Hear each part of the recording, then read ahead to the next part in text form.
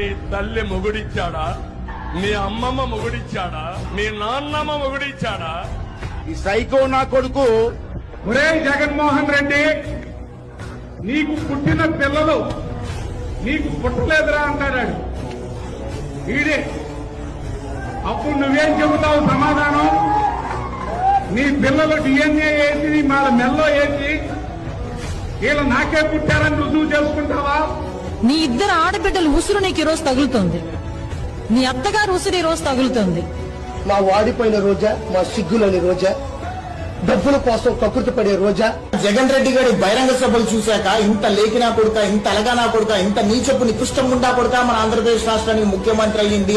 తిక్క రేగితే నాకు ముఖ్యమంత్రి వాళ్ళ అమ్మమ్మ కూడా ఎవరు గుర్తురాడు నాకు. జగన్ ఎంత, జగన్ బతుకెంత.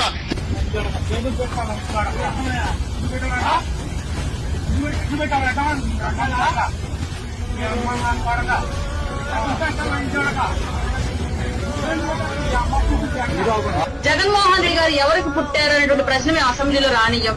జగన్మోహన్ రెడ్డి గారి పిల్లలు ఎవరికి పుట్టారనే ప్రశ్న మేము అసెంబ్లీలో రానియం. జగన్మోహన్ రెడ్డి గారికి భార్యలు ఎంతమంది ఉన్నారు, భార్య ఏతర సంబంధాలు ఎన్ని ఉన్నాయి, ఎన్ని ప్యాలెస్లు ఉన్నాయి. సైకో జగన్ కి 2 బిడ్డలు ఉన్నారు.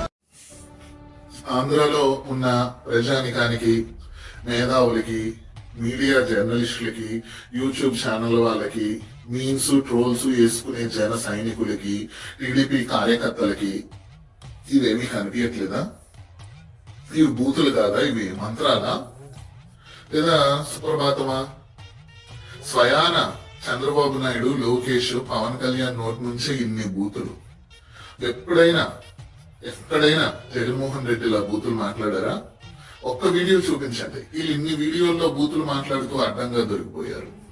అయినా గానీ మన ఆంధ్రప్రదేశ్ జనాలకి ఇవి కనపడవు, రిటైర్డ్ గవర్నమెంట్ ఎంప్లాయీస్ కి ఇది కనపడవు, ఊర్లో ఉన్న ముసలోళ్ళకి ఇది కనపడవు, పార్కుల్లో వాకింగ్లకి వెళ్లే ముసలోళ్ళకి ఇవి కనపడవు. అలాగే జగన్మోహన్ రెడ్డే విధ్వంసం చేశాడు, జగన్మోహన్ రెడ్డే రాష్ట్రాన్ని సర్వనాశనం చేశాడు, జగన్మోహన్ రెడ్డే బూతులు మాట్లాడతాడు, వైసీపీయే బూతులు పార్టీ. చంద్రబాబు నాయుడు, పవన్ కళ్యాణ్, నారా లోకేష్ బండ బూతులు తిట్టినా నీ అమ్మ మొగుడన్నా గానీ వీళ్ళకి కళ్ళకు కనపడవు.